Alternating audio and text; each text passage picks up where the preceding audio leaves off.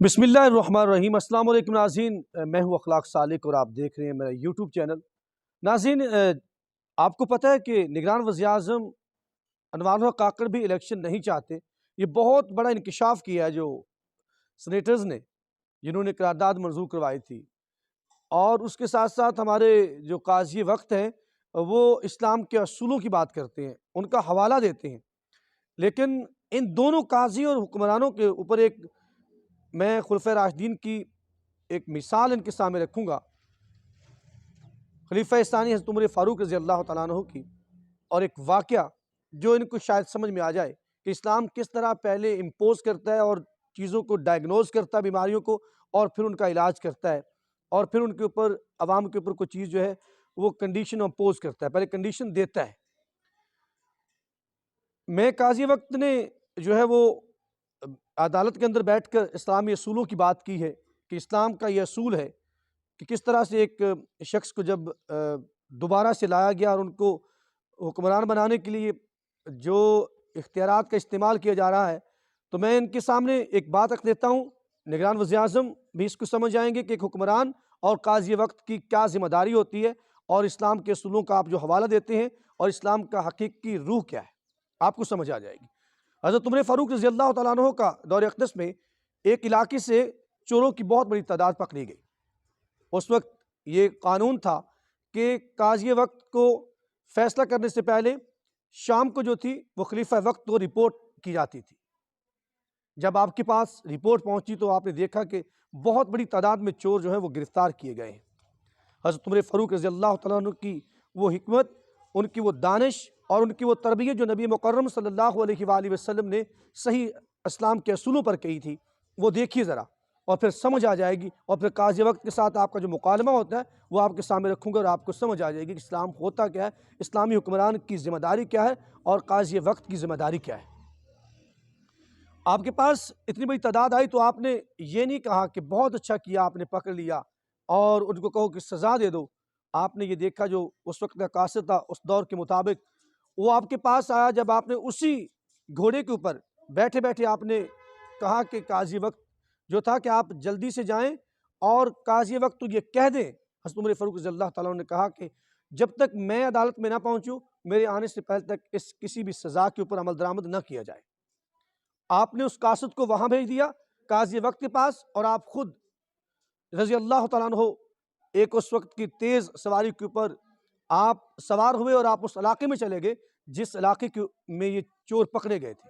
اب آپ دیکھیں گے کہ کتنی بڑی یہ ذمہ داری جو ہے اس کو کس طرح نبھاتے ہیں، اور دانش و حکمت کی کیا بات ہے، اور اسلام کے صحیح اصولوں کو جانا ہوا حکمران کس طرح سے ڈائگنوز کرتا ہے اور پھر اس کے مطابق جو ہے وہ فیصلہ لیتا ہے اور ایک ایڈمنسٹریشن کا جو ہے کردار ادا کرتا ہے۔ حضرت عمر فاروق رضی اللہ تعالیٰ عنہ اس علاقے میں پہنچتے ہیں، آپ نے اس علاقے کا وزٹ کیا، وزٹ کرنے کے بعد پتہ چلا کہ اس علاقے میں اتنی بدحالی ہے کہ لوگوں کے پاس نہ روزگار ہے، نہ تعلیم ہے، نہ لوگوں کے پاس مزدوری کے لیے بھی جو ہے وہ ان کو نہیں ملتی۔ اس طرح کی سچویشن دیکھ کر آپ رضی اللہ تعالیٰ عنہ آپ بہت پریشان ہوئے کہ اتنی بڑی ذمہ داری سے میں نبھا نہیں سکا، ان لوگوں کا میں نے خیال ہی رکھا۔ آپ قاضی وقت میں عدالت لگنے سے پہلے وہاں پہنچ جاتے ہیں، قاضی وقت عدالت میں آتے ہیں تو حضرت عمر فاروق رضی اللہ تعالیٰ عنہ اس قاضی وقت کے سامنے خود پیش ہو جاتے ہیں، اور سنیے کا وہ مکالمہ آج کی اس تاریخ کو، آج ہمارے حکمرانوں اور قاضی وقت کو جھنجھوڑنے کے لیے بہت بڑا واقعہ ہے۔ وہ مکالمہ سننے والا ہے۔ حضرت عمر فاروق رضی اللہ تعالیٰ عنہ پوچھتے ہیں قاضی وقت سے کہ آپ نے چور پکڑے ہیں، تو قاضی وقت کہتا ہے میں نے سزا بھی سنا دی ہے۔ آپ نے فرمایا کہ ان کو چھوڑ دو۔ فرمایا قاضی وقت نے حضرت عمر فاروق سے مکالمہ شروع ہو گیا کہ کیوں چھوڑوں، انہوں نے جرم کیا ہے، اسلام کا اصول۔ آپ نے فرمایا ان پر شریعت نافذ نہیں ہوتی۔ فرمایا کیوں؟ حضرت عمر فاروق رضی اللہ تعالیٰ سے جب مکالمہ ہو رہا ہے تو آپ رضی اللہ تعالیٰ عنہ کے آنسو مبارک جو ہیں وہ بھی آنکھیں تر ہو گئی ہیں، اور آپ فرما رہی ہیں کہ ان پر شریعت نافذ نہیں ہوتی، اگر ہاتھ کاٹنا ہے تو میرا ہاتھ کاٹو۔ قاضی وقت سے مکالمے میں کہہ رہے ہیں تو فرمایا امیر المومنین، جرم کسی نے کیا، آپ کے ہاتھ کیوں کاٹنا ہے؟ آپ نے فرمایا ہاں، اس کا ذمہ دار میں ہوں۔ میں نے جو بدحالی دیکھی وہاں پہ، وہ بدحالی جب ہوگی تو یہ لوگ چوری نہیں کریں گے تو اور کیا کریں گے، اور اگر اس چوری پہ مجبور کس نے کیا؟ میرے سسٹم نے کیا، میں نے کیا کہ میں نے ان کا ذمہ داری، ان کا میں نے پتہ نہیں لیا۔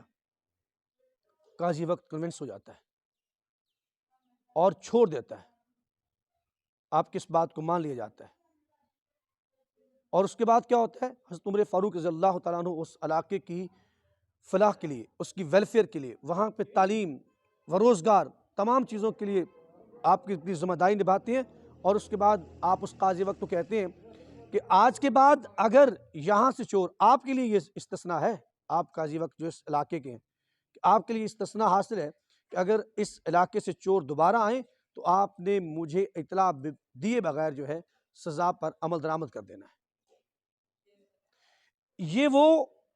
یہ وہ اسلامی اصولوں کی بات جو ہم وہاں بیٹھ کے لبادے میں تمام چیزیں کرتے ہیں، اور ہمارا ٹریک ریکارڈ اور ہمارے جو موجودہ جو ہمارے فیصلے ہیں وہ ہمیں کیا دکھائی دے رہے ہیں۔ اسی لیے کہا جاتا ہے نا کہ action specs louder than words. آپ کا عمل بولنا چاہیے، آپ کے کام بولنے چاہیے، آپ باتوں سے نہیں، گفتار سے نہیں۔ گفتار کے قاضی سب بن جاتے ہیں۔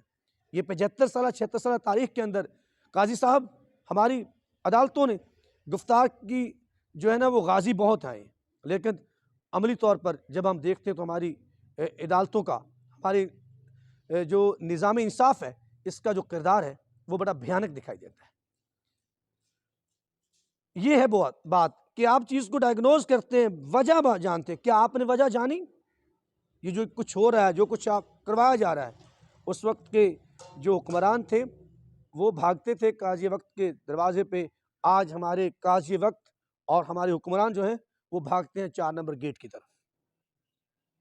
تو بات کرتے ہیں ہمارے سیاسی کلچر، بات کرتے ہیں اسلام کی، ہم مثالیں دیتے ہیں اسلام کی، لیکن حقیقت کیا ہمیں آپ کے سامنے رکھی ہے کہ کیا ہے قاضی وقت۔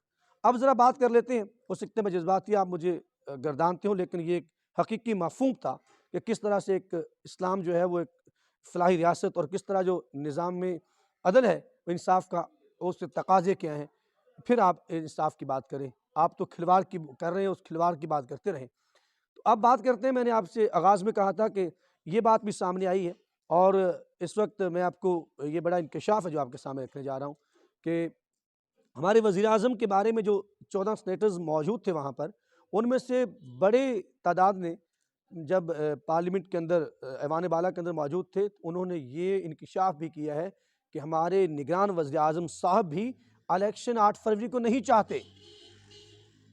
یہ بات میں نہیں کہہ رہا، یہ آپ کے بڑے صحافی، بڑے نامور حامد میر صاحب نے یہ انکشاف کیا ہے۔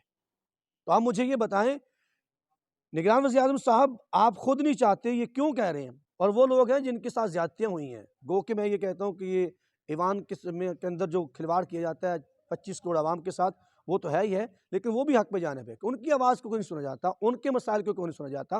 لیکن آپ نگران سیٹ اپ کے حکمران ہیں، ساری عمر آپ کے پاس یہ حکمرانی نہیں رہنی، لیکن جو آپ کے ہاتھ میں آیا ہے اس سے کھلواڑ نہ کیجیے۔ قوم جو ذمہ داری آپ کا ون ایجنڈا ہے، الیکشن فری اینڈ فیئر، آپ اس کے اوپر عمل درآمد کروانے میں تو بالکل ناکام ہے، باقی کام آپ بڑے کامیابی سے کیے جا رہے ہیں۔ یہ ہم التماس کر رہے ہیں ہمارے وقت کے جو قاضی ہیں، جیسے ہم اسلام کا اصولوں کی بات کرتے ہیں، ہمارے نگران وزیر اعظم صاحب بھی جو ہیں وہ بھی گاہے بگاہے اپنے علم اور دانش کے جو ہے وہ موتی چمکانے کی کوشش کرتے ہیں مختلف یونیورسٹیز کے اندر جا کر بھی۔ تو خدا را ان تمام باتوں سے جو ہے وہ قوم کو کچھ نہیں ملنے والا، اس ملک کو کچھ نہیں ملنے والا، بلکہ اس سے مزید بگاڑ جو ہے وہ مقدر بننے والا ہے۔ اگر آپ نے اسی طرح انصاف اور اسی طرح اپنے ایڈمنسٹریشن جاری رکھی تو قوم مایوسی کی طرف جا رہی ہے۔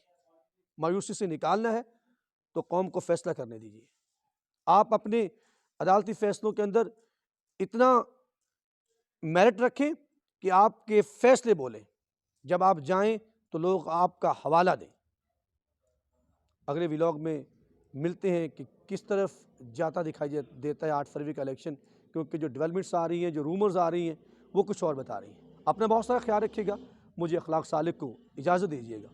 اگر زندگی نے ساتھ دیا تو اگلے ولاگ میں پھر ملاقات ہوگی، تب تک کے لیے اپنا بہت سارا خیال رکھیے اور مجھے اپنی دعا میں یاد رکھیے۔ اللہ نگہبان۔